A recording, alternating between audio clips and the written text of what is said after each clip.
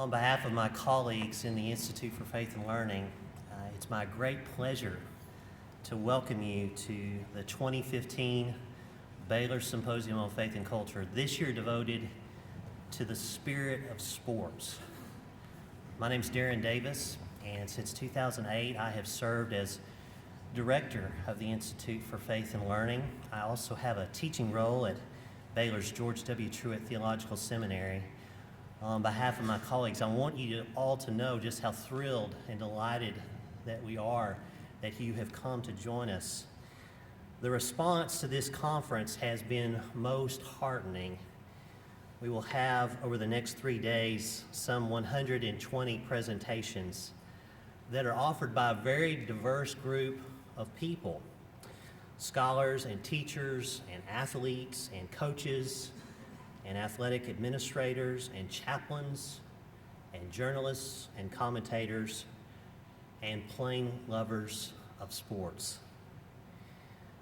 Some 65 institutions of higher learning are represented among the conference participants and speakers. Our conference audience comes from all over North America. We also have people as far as the UK and Africa making presentations. And in total, over the next couple of days, we expect more than 450 people to dip in and out of what we think will be a most illuminating conversation about the spirit of sports. I do want to recognize a special group of students who make the trek all the way from Tennessee to be here. Lots of people may have come from far distances to be here. Very few have come by way of bus together. We are delighted to have students from Union University every year for the last 4 or 5 years come to this conference and be a very important part of it. We also have students here from Mary Hardin Baylor who didn't quite make the multi-hour trek in a bus, but I do want to say how thrilled we are to have students from Union and from Mary Hardin Baylor. That's really a part of what this vision is about, putting together a conference that inspires a conversation from top-flight scholars and academics and practitioners and graduate students and undergraduates and people from the community. The Institute for Faith and Learning was founded in 1997 to help Baylor fulfill its promise as a Christian university. We do a number of things here at Baylor to help inspire reflection and practice about our Christian identity and mission. One of the things that we do is various faculty formation efforts, a week-long faculty retreat that we hold at the end of the spring term. We have programs for Baylor undergraduates and graduate students to discern their vocation as servants of Christ in the culture, the Crane Scholars Program and the Conyer Scholars Program. We also have a stewardship beyond Baylor, and it's evidenced by this series of conferences. The Baylor Symposium on Faith and Culture was inaugurated in 2007, but my colleagues that preceded me have convened conferences here at Baylor under various names since 1998. And since 2007, we've taken up issues, a different issue every year, a different topic. We've explored friendship, global poverty, secularization and modernity, healthcare, technology and human flourishing. We did a conference a number of years ago on educating for wisdom in the 21st century. Last year we did an extraordinary conference on faith and film. And so this year we have come to the spirit of sports. It's been 18 months in the making. These conferences take a lot of planning and a lot of effort. I think 3 convictions really led our efforts as we began to shape what we hope this conference will be about. First of all, we recognize that there are all sorts of opportunities for people to play sports and watch sports and argue about sports, but rare is the opportunity to think reflectively about just how powerful a force sports is and can be, both for good and for ill, both for us as individuals and collectively. The games we play, whether they're in the sandlot or whether they are in professional leagues, the games we play and the way in which we play them matter greatly. The second conviction that we were led by was it would be pretty odd to have a conference on sports and not actually have some athletes and some coaches. You can have theoreticians all day long, but it might be nice to have some practitioners. And so we do. We have a number of present and former athletes and coaches and administrators and commentators to help us think in a real-world, practical way about sports as a cultural and moral phenomenon. The third conviction that we had, and I hope that you see it in the way in which we've shaped the conference and the way in which we lift up this program to you, is that we've been led by charity. We've been led by a sense in which we love opportunities to inspire conversation like this, but we love sports and we respect it. But we also want to think in a clear-sighted way, both for ourselves and those around us, the ways in which sports can be powerful forces for both formation, for both good and for ill. To do that together is really what we hope is at the mark and at the center of Baylor's identity as a Christian university. That's really what this conference is about. It's very much what we hope is at the center of Baylor's mission and the Institute for Faith and Learning's mission as a part of encouraging these kinds of conversations at Baylor and beyond. So for all of my colleagues, I want you to know how glad we are that you are here, how we want to do everything that we can to make you feel at home and welcome here at Baylor despite the weather. And if there's anything at all that we can do for you over the next 2.5 days, please let us know. Jason Witt, Vicki Schultz, Matthew Bixler, Bob Krushwitz, all of us are here and ready to welcome you, and we want to say welcome to Baylor. Now, Jamie Smith, who will bring our opening lecture, knows perhaps better than most the considerable pressure that one might endure in bringing the first lecture of a conference. You're actually supposed to sort of, in many ways, set the standard, to set the conversation. He's also, it seems to me, up against a kind of double pressure because at a conference about sports, it turns out that there is a compelling sports event in the life of Baylor University that just kicked off. We thought it would be cruel and unusual punishment and not showing much charity or respect towards Jamie if we rolled down the 2 screens here on either side of his talk and just put FS1 Baylor versus Kansas State. So you could listen to Jamie a little bit and then you could just watch Baylor versus Kansas State.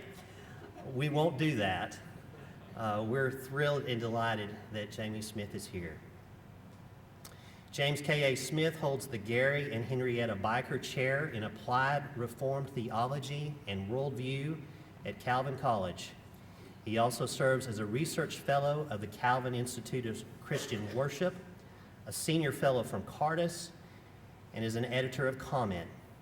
His scholarly research is at the intersection of philosophy, theology, and cultural criticism. An award-winning author of both scholarly and popular audiences, his work appears in such publications as Comment, Slate, The New York Times, The Wall Street Journal, Books and Culture, and First Things. His books include Who's Afraid of Postmodernism, Desiring the Kingdom, Worship, Worldview, and Cultural Formation, and his most recent, How Not to Be Secular, Reading Charles Taylor, the eminent moral philosopher Charles Taylor, is his most recent book. Jamie Smith is someone who is well attuned to these issues and who thinks in an imaginative way about what it is to be human and what it is to aspire towards goodness. So for all of that, we are delighted that he is here. Join me in welcoming Jamie Smith.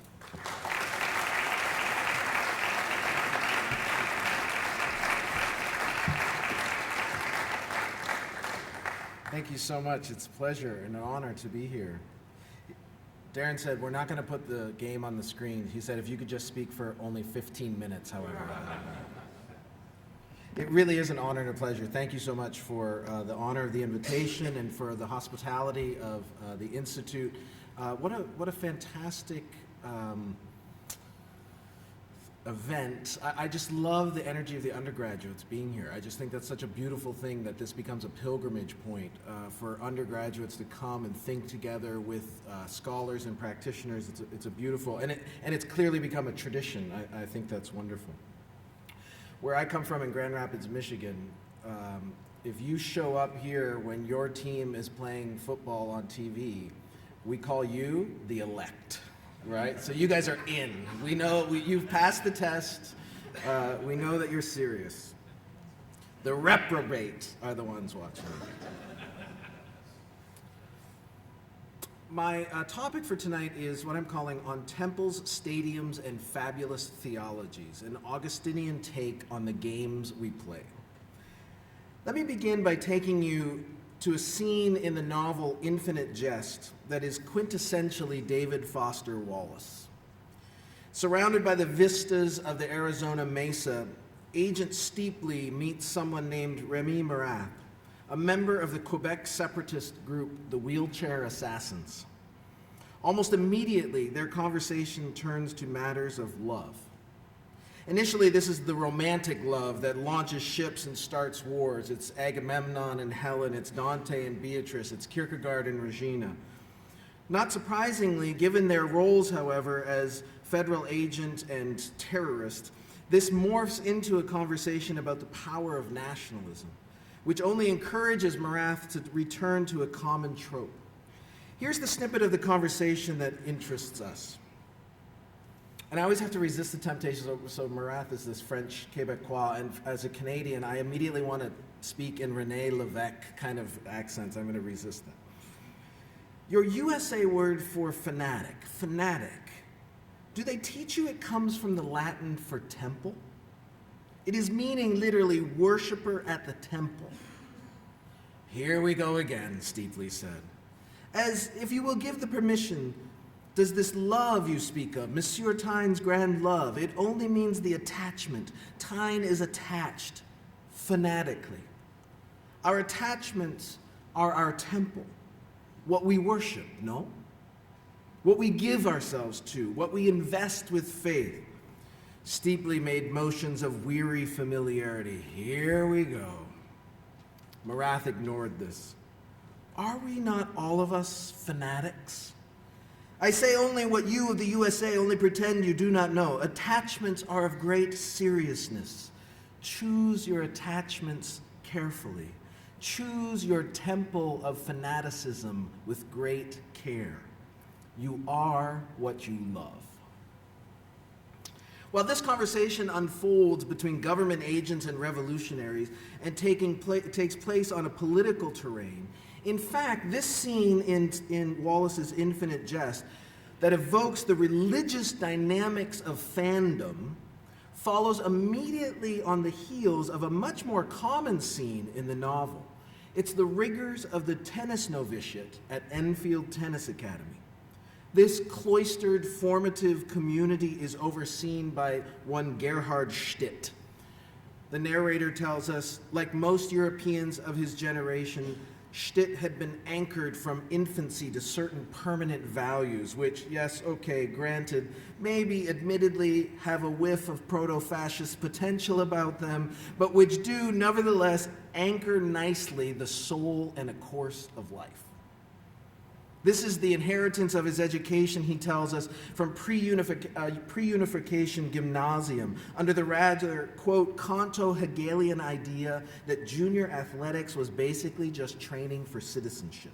That junior athletics was about learning to sacrifice the hot, narrow imperatives of the self, the needs, the desires, the fears, the multiform cravings of the individual appetite of will, to the larger imperatives of a team, okay, the state. And a set of delimiting rules, okay, really, the law. It shouldn't be entirely surprising then that the rituals of this tennis academy in the novel are invested with this aura of the temple, this halo of devotion.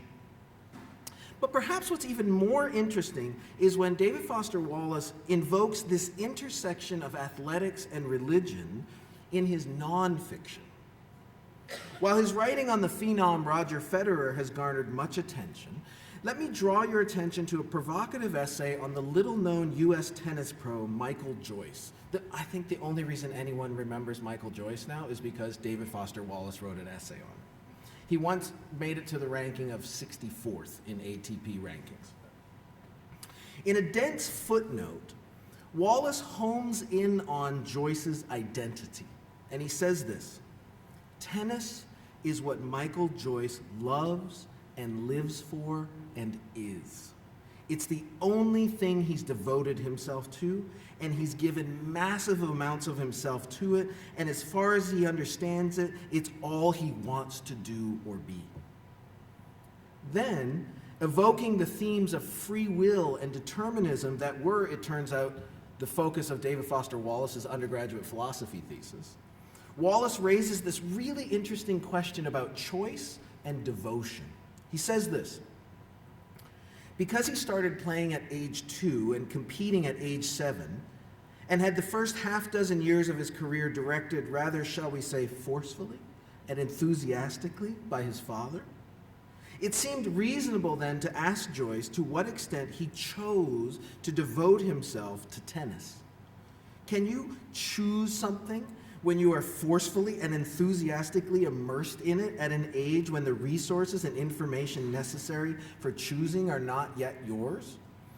Friends, this is the question that every Christian baptized as a baby has. It's the same question. Joyce's answer, Wallace comments, is both unsatisfactory and marvelous. It's both unsatisfactory and marvelous, because he says this: it doesn't really matter much to him whether he originally chose serious tennis or not. All he knows is that he loves it. It's a brilliant, every time that Wallace says the word chose, he puts it in italics and puts scare quotes around it, which I just think is a brilliant Augustinian intuition, okay? By the way, this is also, how many of you have read Andre Agassi's memoir, Open?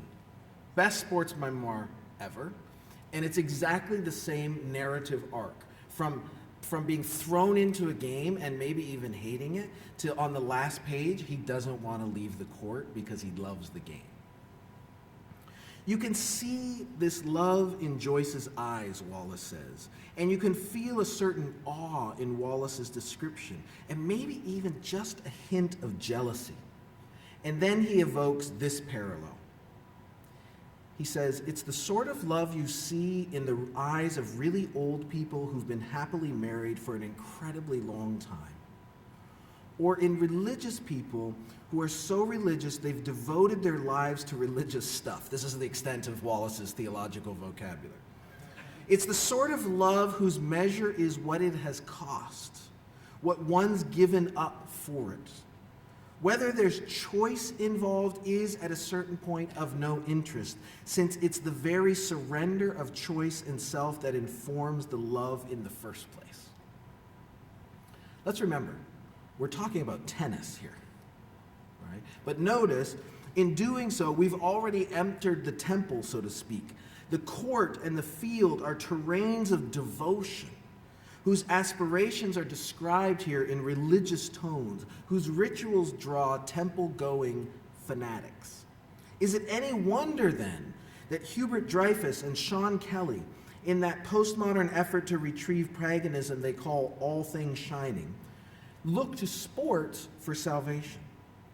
In a world of flattened immanence, where else could one look for a semblance of fanatic devotion? And so in this book, All Things Shining, I don't know if it's one that's been discussed much, but it really is their answer to Charles Taylor's A Secular Age. And they sort of look for this really almost quite explicitly kind of pagan alternative of devotion. And what they come up with is the notion of what they call whooshing up, the whoosh. That's the best you get, is the whoosh, this sort of whooshing up experience that they see running from Homer to Soldier Field. And so they conclude their book with a proposal that is at once remarkable, unbelievable, and yet kind of predictable. Sports, they say, is, quote, may be the place in contemporary life where Americans find sacred community most easily. There is no essential difference, really, in how it feels to rise as one in joy to sing the praises of the Lord, or to rise as one in joy to sing the praises of the Hail Mary Pass, the Immaculate Reception, the angels, the saints, the friars, or the demon deacons. St. Augustine would both agree and beg to differ. He, too, would see the religious significance of sports rituals, whether it's the liturgies of the Big 12 temple. Sorry, that was supposed to say Big 10. Or it's the hushed, prayerful tranquility of Amen Quarter at Augusta.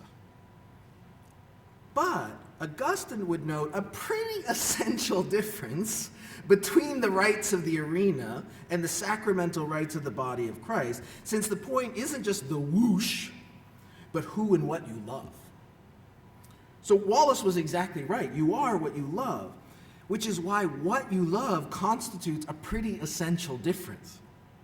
So in the spirit of Augustine, I want to undertake what I'm going to call a liturgical analysis of the temples of sport, trying to discern what they teach us to love, and how these rites shape and form or deform our devotion. And in the spirit of Dr. Davis's stance of charity, I want to ask you for patience, because it gets better at the end, okay? So the whole story does not become clear until the end. So let me begin by talking about what following Augustine, I'm going to call the fabulous theologies of the stadium, the pitch, and the arena. Imagine we dropped the proverbial crew of Martian anthropologists in the midst of a NASCAR race, the Super Bowl, or any Texas high school on an autumn Friday night. Imagine these are alien anthropologists of religion, schooled in ritual studies. What would they notice? Wouldn't they be struck by the rites, R-I-T-E-S, the rites of sport, and see these as a feature of our devotion, the stadiums as temples? Turns out we don't need to engage in this sci-fi fantasy. We already have Augustine. And in a way, Augustine gives us a kind of outside Martian perspective, both because of his ancientness, but also because in his own context, he could offer this outside perspective on Rome's rituals because he had effectively emigrated to another city. The young man whose eyes had been fixed on ascending to the imperial court found his home elsewhere. His heart carried the passport of the heavenly city, and thus he could inhabit his old haunts as an alien, a pilgrim, a stranger. In this way, Augustine's City of God can be read as a theologically inflected anthropology that focuses not merely on the teachings of Rome, but homes in on the rites of the empire, its rituals, precisely because the City of God is ultimately about worship. Since true justice, he says, requires true worship, Christian cultural criticism has to be a mode of liturgical analysis. As he memorably puts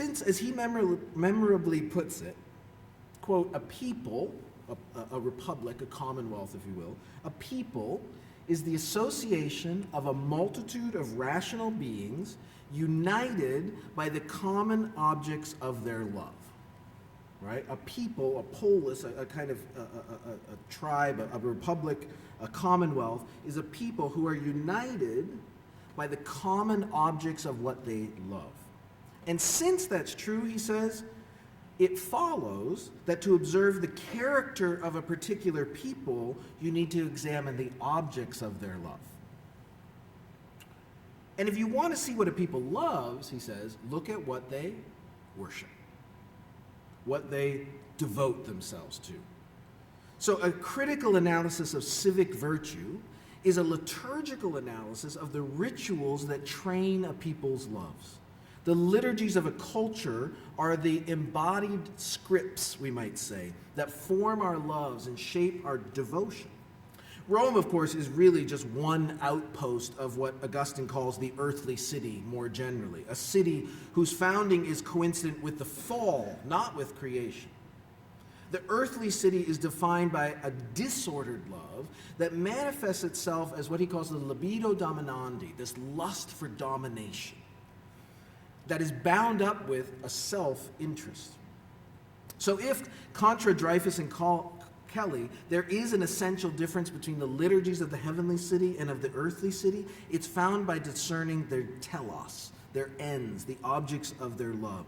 The difference is located in very different and substantive visions of the good. Now, Rome, of course, in Augustine's time, lustily embraces this in many ways, but it's in many ways also just the latest dominant rendition of the earthly city in Augustine's experience. Furthermore, and I think of interest to us today, Augustine would note that the love-shaping rites of Rome are not all orchestrated by the emperor or what we might call the state, right? In other words, the civic liturgies of the empire are not just the things that are run by the executive branch, so to speak, right? Though I do think Augustine would find it intriguing to see those maps. Have you ever seen those maps that lay out the highest paid public officials in every state? In which about 85% of them are athletics coaches. So if you want to talk about the mix of civic liturgies and athletics, that would be one of the places that Augustine might zoom in on. All kinds of sectors of civil society serve the same mythology, cultivating rituals that, while not political in the narrow sense, are nonetheless rites of the polis and its mythology of power, domination, and acquisition. Sectors of civil society don't need to be managed or owned by the state in order to serve the state. Although, in light of reports this week, it doesn't hurt if the state pays you a little bit to fly the flag at the beginning of sports events. Now, did you all see this ABC report about payments to leagues for patriotic displays? I suggest that our topic for this conference has something to learn then, not only from Augustine's analysis of the gladiatorial games in Book 3 of the Confessions, which I'm going to assume somebody else is doing somewhere here. Instead, I think we could learn a lot from Book 6 of the City of God, in which Augustine analyzes what he calls these fabulous theologies of civic ritual. His interlocutor is an ancient voice named Varro, who wanted to distinguish between what he called mythical theologies and civil theologies. Okay, so Varro, he inherits this distinction between what he calls mythical theologies and civil theologies. Mythical theologies are fables, right? They are fabled theologies. They are fabulous theologies. And even in Varro's times, they were so mythical, fantastical, and fabulous that they were really hard to believe, right? So people weren't really signing up for it. On the other hand, civil theologies, civic theologies, were supposed to be the kind of respectable, necessary religion, civil religion of the polis. Augustine looks at this supposed distinction that Varro makes. He says, okay, well, let's look closely at these respectable civil theologies then. The acceptable gods, which, quote, should be worshipped officially, and the rites and sacrifices which should be offered to each of them.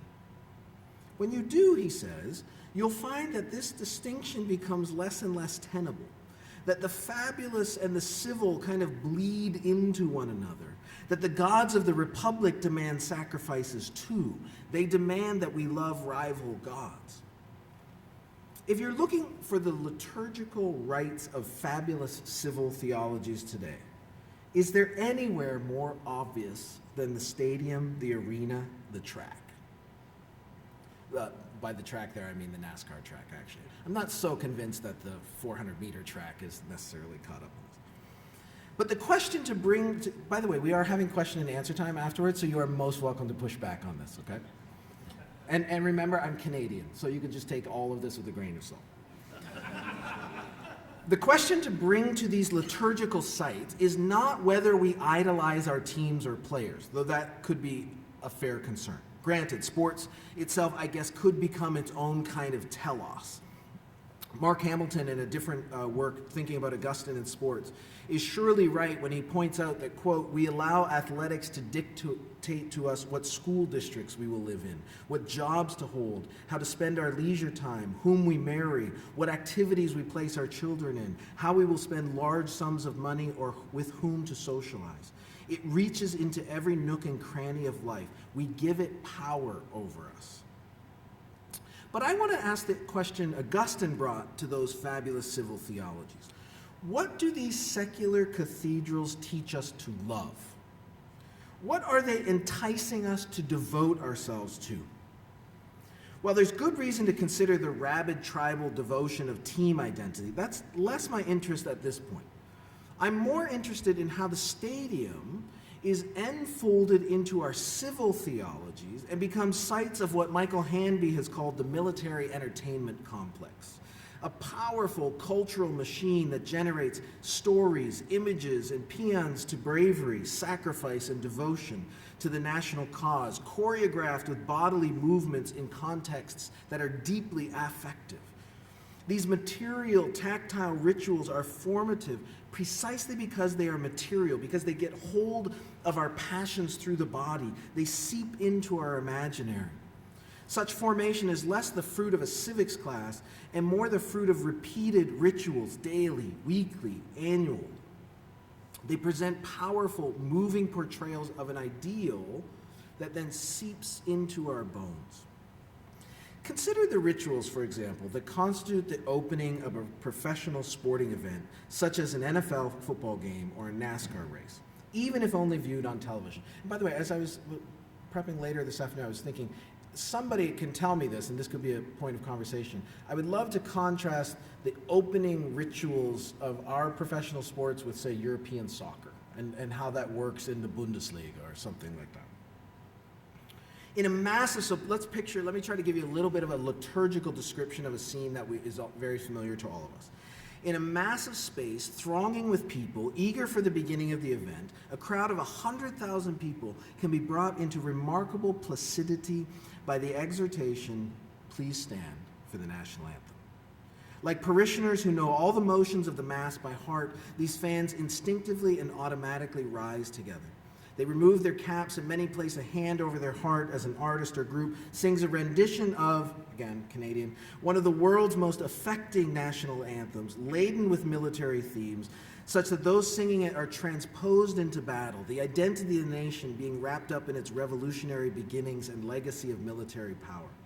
Perhaps even more importantly, this rehearses and renews the myths of national identity forged by blood and sacrifice. The sounds of the anthem are usually accompanied by big, dramatic sights of the flag. A humongous star-spangled banner the size of a football field is unfurled across the field by a small army of young people whose movements make it undulate as if blowing in the winds of battle, proudly defiant, but almost dripping with blood in those red lines across it. And almost always, the concluding crescendo of the anthem is accompanied by a flyover from military aircraft, whether the searing slice of F-15 fighters across the sky or the pulsating presence of Apache helicopters chugging across the airspace of the stadium. The flyovers, right? You don't just see them, you feel a flyover. It just hits you right here. The presence of the aircraft has a double effect. It concretizes the militarism of the anthem and the flag while also making the scene something that's felt, as the sounds of the jets is a kind of noise one picks up in your chest. A crowd larger than many American cities then erupts in cheers and applause as the ritual of national unity has united even fans of opposing teams, right? Even tonight in Kansas, there will be a brief moment where everyone is one. I'm suggesting that this constitutes a liturgy because it is a material ritual of ultimate concern. Through a multi-sensory display, the ritual both powerfully and subtly moves us, and in so doing implants within us a certain reverence and awe, a learned deference to an ideal which might someday call for our sacrifice. This is not only true of professional sports. The rituals of national identity have been almost indelibly inscribed into the rituals of athletics from Little League to high school football. We don't open the band concert with the national anthem, right? There's some interesting contingencies about this. It's precisely when your ultimate conviction is that there is no eternal that you're most prone to absolutize the temporal. When the only gods left to you are the gods of the whoosh, or if you're the Oregon Ducks, the swoosh, then the stadium is the last sacred site. Your team is the faithful remnant. Game day is the last pilgrimage, and your donation to the alumni fund is as close as you're going to get to almsgiving. We're on the terrain of the ultimate here. This is no longer just something that you do, it does something to you. What are you learning to love here? What are we learning to devote ourselves to? So let me turn now to try to reflect a little more critically on all of this. What do we talk about when we talk about sports? In Adam Gopnik's remarkable book called The Table Comes First, which looks like it's a book on food, but actually turns out to be this incredible collection of philosophical meditations, Gopnik goes meta, as the kids say, and writes about food writing. There are, he points out, two schools of good writing about food, what he calls the mock epic and the mystical microcosmic. The mock epic enlarges the significance of our eating by situating us in a story that is as big as the cosmos, making the eater a kind of hero. Eating is about life and death and longing and desire and triumph and freedom. In the mock epic, we zoom out from the table to the level of myth. The mystical microcosmic is characterized by poetic compression, an attention to the fine-grained particularities of a recipe or a meal or even an ingredient as a portal to mystical insight. We zoom in only to pass through a portal that takes us to the depth below the plate, below our consciousness, into mystery. Since both the mock epic and the mystical microcosmic end up in the same places of charged existential significance, it can sometimes be hard to tell the two apart. But what intrigues me, why am I talking about food? In an interesting aside, Gopnik suggests that the same is true of sports writing. And others, John Wilson's looking right at me, and I'm not going to assess this claim, but John would know. He says, this is what Gopnik suggests. We go to sports writing for either W.C. Hines' tears or Jim Murray's jokes, Gary Smith's epics or Roy Blount's yarns, which suggests that with the minor arts, our approach is classical. This seems right to me and gets at something about the nature of sport as a ritual feature of our social architecture, which is exactly why I think it is brilliant to have a conference on this, because it is such a woven, interlaced part of our social architecture. Our relationship to sport is ineluctably nested in layers and levels of significance that contextualize what it means to us and how it functions in society. For example, why is it that as soon as we mention sports, we can't help but think of professionals? At least today, right? It's almost impossible in our cultural context to talk about sports and not immediately think about professionals. What sports conjures, oddly enough, is not so much playing as watching. Consider, for example, the aesthetic grammar of the poster for this conference. With its ESPN-ish fonts and the touchdown finger raised for the cameras. While there are young people and adults all across the country today playing pickup games of basketball at the Y or in rec soccer leagues or church hockey leagues, which are brutally violent, by the way, talk of sports evokes the games we watch more than the games we play. This, I think, is a new thing, a kind of ESPNization of our relationship to sport that reflects what the Canadian philosopher Charles Taylor calls our age of mutual display. Now, granted, when Taylor tries to elucidate this notion of mutual display, he actually homes in on fashion as a bit of a case study, but I think if we hear him, we can extrapolate to sport. For example, Taylor says, while fashion is a medium for expression of my individuality, it is also something that is inescapably relational, almost parasitic. He puts it this way: the space in which fashion works is one in which we sustain a language together of signs and meanings, which is constantly changing, but which at any moment is the background needed to give our gestures the sense they have. So this is no longer a space of common action, but rather a space of mutual display. Another way of being with one another in which, he says, a host of urban monads hover on the boundary between solipsism and communication. This breeds a new kind of self-consciousness, and that's what interests me, a new kind of self-consciousness. In this space of mutual display, where we have a sense that we're always being watched and we're always watching one another, he says, this is what happens. My loud remarks and gestures are overtly addressed only to my immediate companions. My family group is sedately walking, engaged in our own Sunday outing, but all the time we are aware of this common space that we are building in which the messages that cross take their meaning. I always am aware of being watched. Even our privacy is haunted by self-consciousness. We comport ourselves in the world as if we're always being watched. It's these spaces of mutual display, watching and being watched, that are most prone, he says, to being colonized by consumer culture. So that consumer culture, expressivism, and spaces of mutual display connect in a world to produce their own kind of synergy. You make an industry out of self-expression. But it depends on, my self-expression depends on being seen by you, and that's the parasitic dynamic. Indeed, and so he talks about the construction of a consumer identity.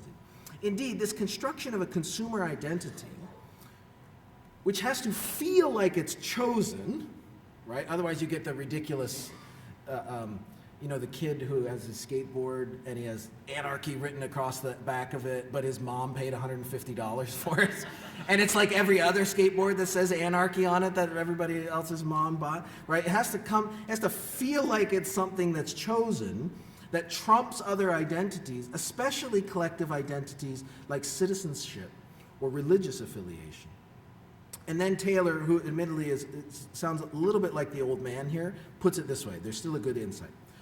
One could argue that for many young people today, certain styles which they enjoy and display in their more immediate circle, but which are defined through the media in relation to admired stars or even products, occupy a bigger place in their sense of self, and that this has tended to displace in importance the sense of belonging to larger scale collective agencies like nations, not to speak of churches, political parties, agencies of advocacy, and the like.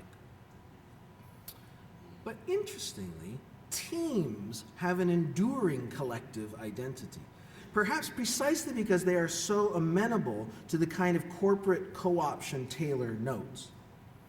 In a sense, Augustine already anticipates this in his own liturgical analysis of the rites of Rome. One of the reasons why the embodied myths of imperial liturgies are formative is precisely because they hold up for us exemplars to imitate. We are mimetic animals, and emulation becomes formation. We learn to love by imitating the loves of the heroes celebrated in our mythologies, whose stories are rehearsed in our rituals. But in an age of this mutual display, this tribalism is easily commodified. It might look like we're just selling you clothes emblazoned with a logo, but what we're offering you is an identity that you can display. So hang that flag from your house, plaster stickers on your car, wear your hoodie to work, display your team colors on camp chairs, sip your beer from your Spartans cup. Say what you will about sports tribalism, at least it's an ethos. But thank you Big Lebowski watchers. But let's also remember Augustine's insight. The mythical bleeds into the civil. The penultimate becomes charged with ultimate significance. Or to put it in Gottmik's terms, the epic bleeds into the microcosmic. The amateur imitates the professional who is invested with mythic status and power. So we can't make neat and tidy distinctions now between, the bad corporatized bastardization of big-time sports and the supposed purity of the sandlot. No, that doesn't work in an age of mutual display. We imitate what we see. And in an age of mutual display, where to be is to be seen, we all live as if the cameras are on us. The epic bleeds into the micro in every JV halfback who strikes the Heisman pose on a Friday night football game, right? The mythical bleeds into the professional when Russell Crowe's gladiator growls, "I will win the crowd," at a Nashville Predators hockey game. That's just the last time I remember seeing that clip at a game. In an age of mutual display, where the professionals are mythologized, our experience as spectators bleeds into our play. Indeed, we watch ourselves play and play as if we're being watched. Think of, I've seen this happen at high school games, players watching themselves run into the end zone on the Jumbotron. Think of what that has to do to the dynamics of self-conscious in play. After Friday Night Lights, which, for the record, is the best television that's ever happened. But after Friday Night Lights, every high school football coach is living into the role of Coach Taylor. The epic bleeds into the micro in the political sense as well. The anthem and the color guard at high school football games, I'm saying, are nested, right? Like those Russian dolls that have the sort of nesting dolls, right? That seemingly local little ritual has significance that swells beyond it because it's nested in the spectacular displays of the college and professional ranks. It's crowned by the whole high holy day of the Super Bowl. In these repeated rites, R-I-T-E-S, a story is lodged in our imagination. So sport gives us scripts. The games we watch become the games we play, the stories we enact. That means the games we play and watch characterize us. They give us big S stories to live into in a secular age. It's a place we look for Dreyfus and Kelly's whoosh. And so we become characters in these stories. That means the scripts of sport, whether played or watched, seep into us and become part of the fabric of our character. Hence, we're back to Marath's warning. Choose your temple of fanaticism with great care. What are the liturgies in the stadium temples teaching us to love? Let me close, however, with a coda. While Augustine's liturgical analysis of the rites of the polis has a critical edge, in fact, his stance is not an all-or-nothing dismissal or simplistic demonization. While he's attentive to the antithesis between these, he can also recognize that some splendid vices are much preferred to barbarian anarchy, right? And so we could talk more about that. So I've set this up as a very stark contrast. In fact, I think what Augustine does is give you the resources to just ask the question, what do these liturgies make me love? And then you can have an ad hoc evaluation that some are better than others. That's why it's not the all or nothing, and it's not simple demonization. There can be a kind of almost sanctified ambivalence here, a critical charity that is willing to recognize that some rival liturgies are less disordered than others, and some rival liturgies actually do pretty good work, right? It's like that analysis of the rights of the tennis academy in serving citizenship. To take up Augustine's question is also to take up David Foster Wallace's analysis. It's a matter of what we give ourselves over to. It's not just a question of whether sports mimics religious ritual. The question is whether it breeds alternative devotions. As Augustine put it, if you want to assess the character of a people, attend to the objects of their love. So what does sport teach us to love? What gods does it want us to worship? In this respect, while I've signaled areas of concern, we can also see the ways that sports teaches us to give ourselves away to good things too. I will never ever be able to simply demonize football, for example, because my story includes Coach Yates. He was my high school football coach at Woodstock Collegiate Institute in Canada, where we played this weird hybrid game where we played 4 downs, but we had the big J5 feed ball and 12 players aside and a 55-yard line. It was crazy. It was kind of the best of both worlds. And 25-yard end zones. It's awesome. We were a tiny school with a dreadful record of losing. But Coach Yates was my first encounter with two things: a conscious attention to virtue and the gospel of Jesus Christ. In the face of our regular trouncings, he shaped us as a tiny polis devoted to what he simply called class, which was kind of his shorthand for self-respect and good sportsmanship and a deep sense that at the end of the day, this was just a game, and no matter the score, we could find reward in the goods of self-discipline and friendship. Mostly subtly, but sometimes less so, he also signaled that this was really about becoming human, and that the true end of being human was found in the supernatural, encountered in the exemplary God-man, Jesus Christ. It's remarkable to me as I think back of what he was able to do as a high school football coach.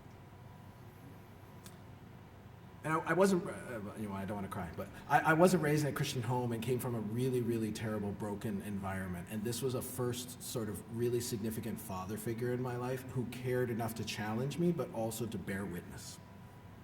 He was teaching me to love different things, something other than myself, and to devote myself to goods that transcended the immediate feedback loop of pleasure and domination. It's a small irony that this man leading the Woodstock Collegiate Institute Red Devils offered me a preamble to faith. In the grind of calisthenics, he was enrolling me as a catechumen of the good life. I was learning to love the right things in the right way, and I am now a communicant of the mysterious body of Christ in no small part because Coach Yates apprenticed me as a novice in the School of Charity. Thanks very much.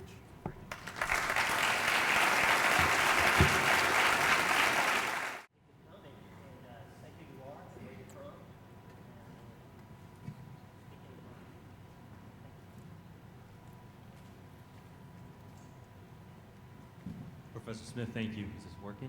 Yep. First of all, I think It's set up more for my height, I think, Yeah. but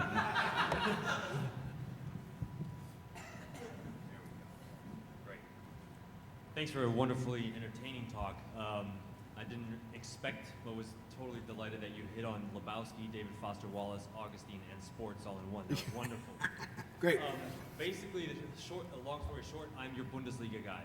Great. And you Yes. touched on a lot of topics that I'm going to talk about tomorrow too. Some agreements, some overlap, and some disagreements. So in my assessment, I kind of contrast American sports spectatorship and German or European. And yours, you focus on the ritual aspect. And one of the things that I actually talk about tomorrow is that I think there's more ritual in European sports, though not the patriotic ritual, right? Yeah. In the Bundesliga, you do not have an anthem before any game in the Bundesliga unless it's a national game, right, on a different level. And then but the ritual that is there is not so much a top-down from the team, like orchestrated by the team. It's by the fans in those fan blocks that create this incredibly intimidating atmosphere. And it's, I describe the fan dynamic or the fan identity as one that's, in the US, I would say it's you inscribe yourself as this crazy fan. You look at the Raiders fans, the dog pound in Cleveland, and how they portray themselves as totally devoted as an individual to their team. Whereas in Germany, you lose yourself to the mass. So maybe there's this notion of self-sacrifice. I haven't really thought this out too much. It also sounds like a little bit of a rehearsal of the liberalism versus communitarianism debate and the different ways of thinking about the social commonwealth in Europe versus the United States too. Right. So it mimics that in a way. That's brilliant. And of course, one could ask where this striving for community or this solidarity with a larger collective in Europe comes from. Maybe it's from a loss of church or church attendance. Again, to be explored. But And would it also be the case though that in this is very helpful because my sense was there wasn't, for example, the explicitly nationalistic rights that would characterize it. But then if I think of the Premier League in England too, team identity might be a trumping identity more than national identity or something? I would say so on a regular basis, yes. I mean, the national identity comes out in Germany at least just every 2 years during the Euro Right, Cup right. and the World Cup. Otherwise, it's not a big deal. The real soccer fans identify with their teams, and they really are. They are much more active participants. They're not so much the crazy fan that identifies the self, but they identify with the collective and give themselves up Yeah. to that. Which would be, and so if you're thinking of, that's the telos that they are learning, and you assess that with Augustine. Sometimes say Augustine uses a protractor, right? To assess whether things are more or less disordered. You could say that that's a kind of virtuous sort of preparation for other kinds of collectives. Yeah, that's great. I mean, training in civic duty, right? Yes, yeah, yeah. Constant Hegel. That's great. Thanks for sharing that. Appreciate it.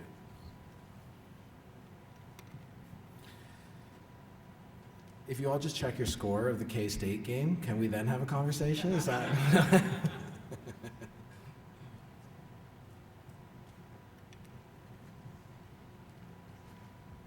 Okay, so I'll echo, I really enjoyed that. So, name's Matt Henderson. I'm with this grad student in the sociology department. From my background in sociology, I couldn't help but see an overlap between the work of Emil Durkheim, so this foundational, this ritual, Yep. sort of teeming under the surface of all things social. Sure. And one of the things you said at the beginning, it sounded like the attachment was something that was chosen. The attachment to the collective somehow. Without necessarily disagreeing, I was having a hard time kind of reconciling with what I know about social theory, but also my own experience as a sports fan, because I didn't choose To be born- a Houston Texans fan. If I could, I would get off of that. But like no matter Yes, how yes, you see what I mean? yes, Like, so, yes. like, and to extend the analog, whatever collective we're connected to, at what point does volition come in and we start sort of navigating Yeah. our identities and our affiliations? Well, and this is why it's so intriguing. Yeah, so it so intrigues me that as Wallace is, in this big, long, dense footnote is kind of asking that question. He keeps putting "choose" in scare quotes because it's like, well, yeah, obviously in a way I didn't, but another way I want to own it. So there's something like. What it would mean is not that you had this sort of blank slate and then all of a sudden you could just magically, indifferently make a choice, but that you would sort of come to own what you were thrown into a little bit. It's like Heideggerian resolution, right, where you sort of grab hold of something. On your first point, though, I do think, the Durkheim always comes rattling around when you start talking this way. The only distinction I would want to make between, say, an Augustinian liturgical analysis and a Durkheimian one is Augustine is very forthright about a normative standard by which he's judging these rites. Do you know what I mean? So he's not interested in rituality per se, right? He grants that. He would kind of grant the Durkheimian insight and then say, and now let's ask which is the true one. And I'm not sure if Durkheim's quite real. No, exactly. Yeah. You would stop being a social scientist if you did that in some ways, right? Also be a terrible Yes, right. Yeah. No, that's great.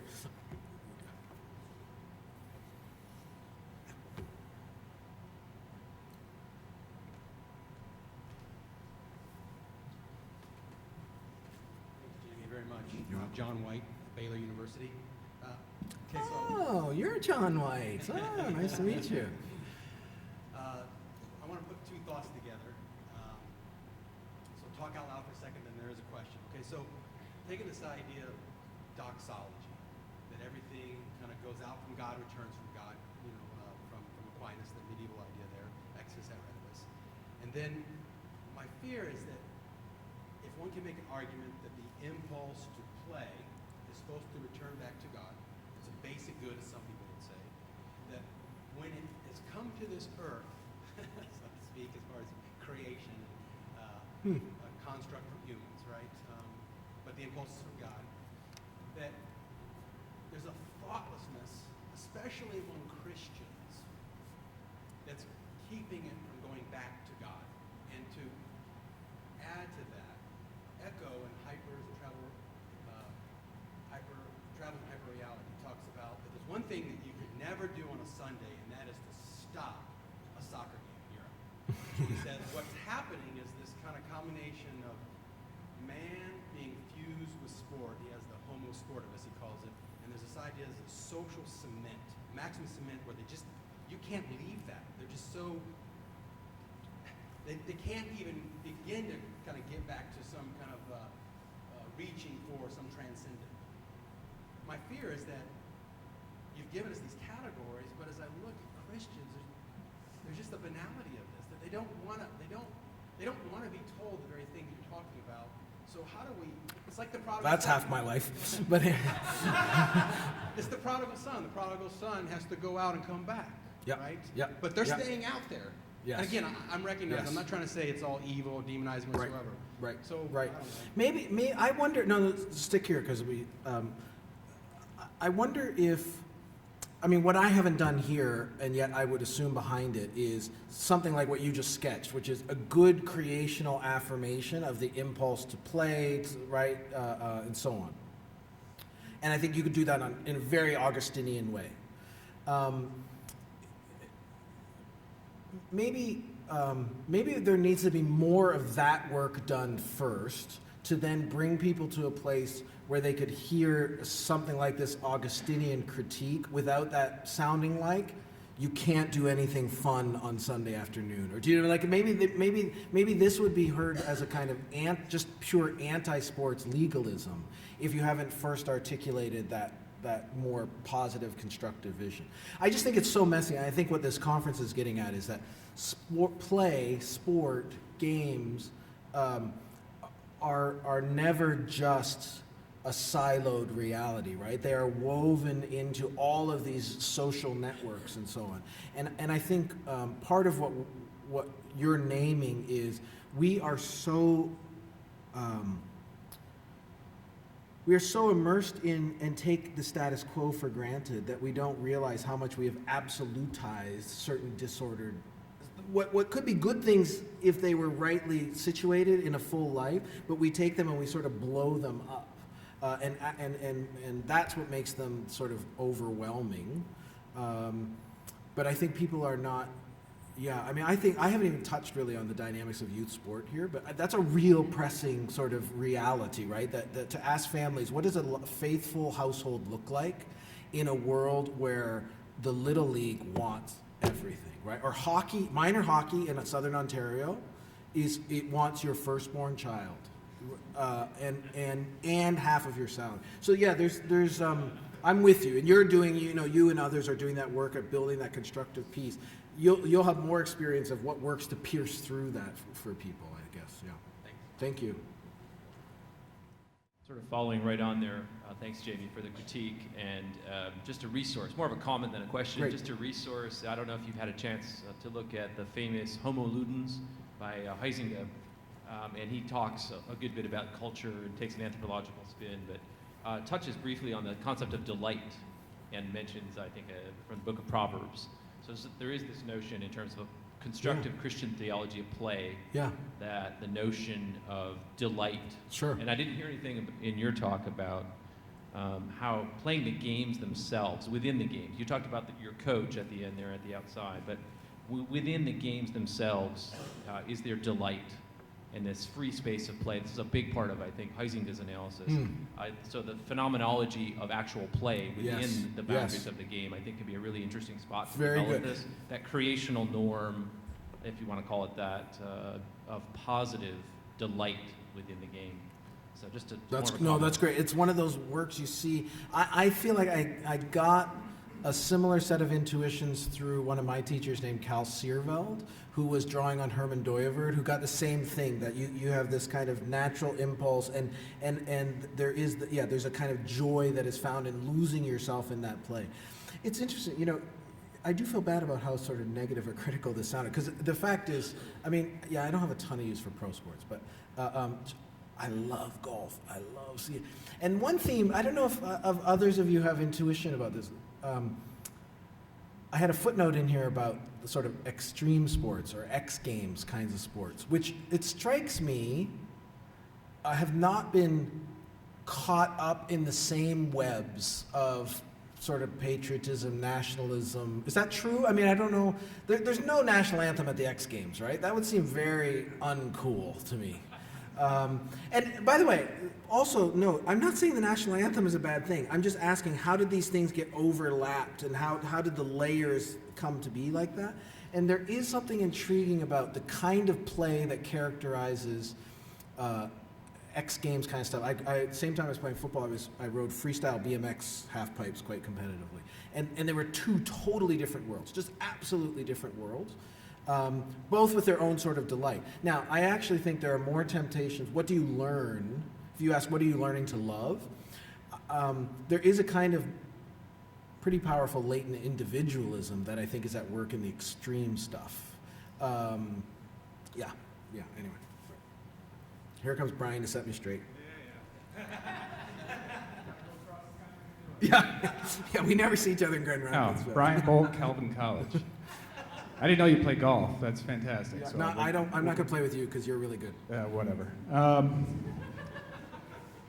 So sport, part of the joy of sport is to lose yourself, which you're starting to mention. When my daughter reads a novel, sometimes she gets to the end and she sobs, right?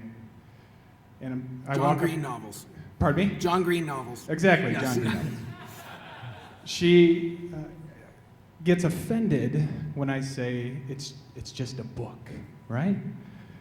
And so it's not just a book and it's not just a game. I guess my question is, I hear the warning about what we love. I hear that loud and clear. We got to be careful. What does that sort of raptured attention and delight and joy and the affiliation of sport, whether it's professional or watching your own kids, what does it look like with an appropriate affection? I think it looks like, stay here because we might have to. I think it looks like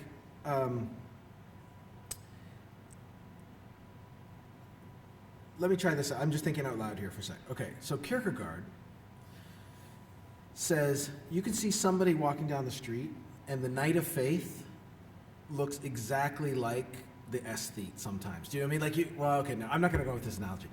All I want to... Lost me completely there. Yeah, I don't know Kierkegaard. Start again. So let's start over. It's something about... you could be doing the same thing and playing the same game, and I think part of what makes it different, what you are learning differently, is how it is nested in an overall story and way of life that plays a role in, right? So, in other words, I think your daughter's reading of the novel itself is already bedded, I'm guessing, in a sense of who she is and what she's made to be, and the big story that she's inhabiting as she's playing out and experiencing that little story, in a sense, changes that story. And I think that would be true for sport. Yeah, I get, the Battle of Waterloo is won on the playing fields at Eton, right? I get the dynamic of that camaraderie that's forged there, and I want to affirm it. That's what I feel like I took away from my experience of football, which was just fantastic. To me, it's when it gets wedded to idolatrous hyper myths above it. That's what, and I'm focusing here on the nationalist one. I didn't tend to focus on sports itself as idol, right? Which would be a different way of analyzing it. So is detachment the word we're looking for? Detachment? Detachment, meaning, can I fully engage, recognizing that it is a section, a joyous section of a larger life? Yeah. And it's one that is also, it's a section of that wider life. So you have sort of an appropriate role for it to play in an overall life. And yet, you also want it to be a place where you are being forged in your character and your identity to love the right things outside of that sector as well. So it all comes down to what are the way, maybe it's a matter of the way we play. is what really signals what you are learning to love. You could be playing the same game. I don't know, you know this better than I, but you could be playing the same game, but the way that you are playing to it and the way you are relating to that delight would change actually what you are learning to love as the sort of telos outside of it, right? Because is it also the case that for athletes for whom the end is so internal to sport itself, wouldn't that have its own destructive effects on how you would experience both winning and losing in a way? Yeah, I might be departing a little bit here, but I think part of the pursuit of winning means that I'm willing to accept the pain of losing. And both of those moments don't mean as much as I minimize Yep. this. Yes. Yes. It can take over your life. There's no question. But I think allowing sport to be sport in its place actually will minimize it better than describing it in a way that it isn't. Yeah, So, sure. anyway. And I think and the one thing we haven't done tonight is, and I think what's happening in other sessions is, you would need such really fine-grained analysis of, I almost think you can't talk about sport in general. Right now, you would have to start zooming in on sports and games in particular, and then how they're played, how they're coached, and keep asking yourself what virtues are being learned here, what vices are being learned. Yeah, no, it's very helpful, very helpful. And I'm very aware that there are experts in this field, and I'm not. I'm coming in as a sort of philosophical amateur. Robert Kehoe. I'm from Madison, Wisconsin. Not an amateur, but I think it's important to keep in mind we all are amateurs in a way. I would just point out that sport is a privilege to be able to play. You mentioned youth sport, and what many people probably don't know, because we think youth sports is played by everybody. Average age that kids are starting to kind of stop playing now is about 13, 14 years old. So clearly, that delight is winnowing at a certain point, right? There's no more delight. I've completely affirmed we have a lot of things that we agree on, and want to add to it that the philosophical dimension you're bringing to light is critical. It's absolutely critical. The technical dimension of sport is critical. How many coaches coach sports that don't understand them? Don't teach them well. Right. I mean, I coach soccer, for goodness sakes. That's crazy. how many people in this room had a coach who didn't know what they were? I mean, we've all had coaches that, I mean, we wouldn't do that in a philosophy class at Calvin, right? We wouldn't have, well, I'm not. Yeah. No, or music, or Right. Or you would never sign up your kids up for a You violin wouldn't lesson. do that, right. Yeah. But with sports, somehow it's accommodated. And so I think that's something to keep in mind. And I also think the aesthetic dimension, which, is everywhere in what you're talking about, but it gets lost a lot of times, where I think we forget that there is beauty at every level of sport. And when you're, the way that you describe this kind of spectacle that I don't remember how you described it, but the way we look to the pros before we even think about what we did playing up until wherever we stopped. And so I would maybe press a little bit more for the aesthetic dimension and see what your thoughts are on that. Last thought to the political is to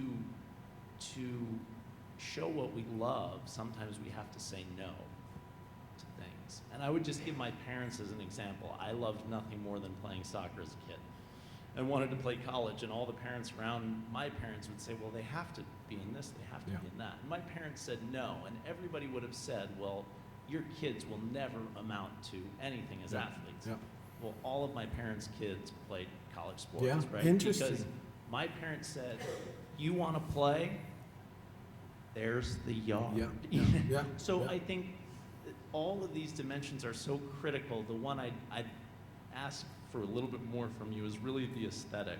And by that, do you mean like, the interpretation of the events themselves and the way in which we've become so prone to elevate the spectacle at the highest yes. level.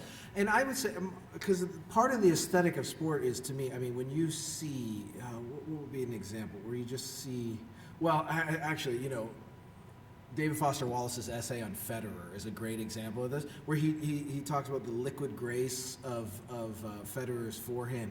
And, you know, just seeing Federer do something with his body that he couldn't imagine that a human being would do, and he just kneels down in a prayer-like stance, goggling at this, right? And you know what? And at that point, literally, you could be giving thanks that somebody has realized that potential in the creaturely body that they've been given, right? Now it's sport like ballet, right? That's part of the aesthetic. For me, the aesthetic of the spectacle of the games that we go to is so overwhelmed by a gaudy kind of spectacle that almost hides the bodies of sport in some. Now, I guess I am, it must be because it's fall, I've just got football in my mind, do you know what I mean? But like the spectacle of, what's Dallas's stadium, the new? Cowboy Stadium. Yeah, Cowboy Stadium. I can't imagine what's like sitting in there with this 92-foot jumbotron over the bodies that are actually doing the things down on the ground. That's, if we think about the overall aesthetic. I have a footnote in here, a really good one, that talks about, do you know Walter Benjamin's essay, The Work of Art in an Age of Mechanical Reproduction? I think, and in there he has this really juicy footnote about how politics changes in an age of radio and television, because now the politicians are being seen and it changes how they exhibit themselves. I do think that that's a dynamic that affects the aesthetic of sport. But I'm with you that there is a kind of graded beauty. There's even something, you know, enchantingly beautiful about the 6th grade huddle that just follows the ball on the soccer field on Saturday morning, right? There's something, I so miss that my kids are grown up now and I don't go to, you know, the smell of fall on Friday nights. And yeah, I actually, this shouldn't be taken as a barometer of how much I love what we're talking about, right? And it's just, I'm just throwing one little theoretical grenade in to then spark the conversations. And I would love to hear more about that. Yeah. Justin. I just wanted to see if this microphone worked. Yeah. Justin Barnard from Union University, and this is also short for me. So obviously, you know, I appreciate your work a great deal. My question I feel a butt coming. is I guess more foundational. Do you think we have to be taught to love at all? I don't think we have to be taught to love. I think we learn what to love and how to love. So let me try one more time. Okay? Did I misunderstand the question? No, I don't think you did. This is sort of a question about the depth of the fall and the effects of the fall. And I guess I'm wondering whether you can imagine not only individual human beings, but even whole cultures who, in some sense, almost begin to lose the capacity to love anything at all. It is very hard for me to imagine that. And that could be just because I've been hoodwinked by Augustine. And it's so funny, I was just, earlier this week, I was speaking about a letter of his where he's actually writing to somebody and warning them about pagan festivals. And he says, look, to be human is to believe, to hope, and to love. Every human being is animated by this trifecta of faith, hope, and love. Being human means that you believe, you hope, and you love. It's a question of what. So what would be the phenomenology of the society that doesn't love anything? Well, I guess, I can imagine, I suppose, a kind of cynical prison where we just insulate ourselves in irony, and it looks like we are protecting ourselves and not giving ourselves away to anything. By the way, David Foster Wallace has one of the most brilliant analyses of this. Because what's going on there is the Augustinian engine would get going here and say, that's pride. and it's love of self, because you're actually trying to protect yourself from what you think people are going to see it. So even the read of irony is that there's some kind of love going on in the ironic buffer that you're setting up for yourself. I don't know, but it would be fun to spin that out. I mean, the thing that I'm talking from 30,000 feet tonight. It would be really interesting to zoom in at 5,000 feet and start picking out features of different areas. Yeah. One more? I was going to announce the football score. Nice. But But seriously, what is the score? seriously, it's like K-State 50-0 or something. It's not. So the comments on the Star-Spangled Banner and the Yeah, patriotism, yeah. the liturgy of American exceptionalism for sporting events is really quite insightful. Here, still, in Texas, even before high school football games, they have patriotism, they have prayer, and then they have football. So do you think there's some sort of similar relationship then going on between American exceptionalism, faith, and sports in an almost syncretism relationship, as there is between American nationalism and conservative faith? Syncretism, I think, is exactly the way to put it. And I think it happens from, and if you take any one of those things on their own, they are not bad in and of themselves, right? I just want to affirm that, right? None of those things are bad in and of themselves. It's the certain, I would want to talk about syncretism in terms of the trumping function, right? So it's a matter of what rites and liturgies trump the ends of the others. And I think one of the things that we struggle with is letting that mix of the three spit out a God who is not triune, but is this sort of deistic securer of a certain national story. Again, you can affirm all the strands of each of those things. You know what I mean? You can even affirm the remarkable providential gift of the American experiment and things like that. But there's something funky that goes on when we start blending them, right? And it's not the only temptation. Do you know what I mean? There's not. There are other. If you want to talk about disordered ends that we're learning to love, there would be others that we could talk about, but it stands out, I think. Yeah. Right?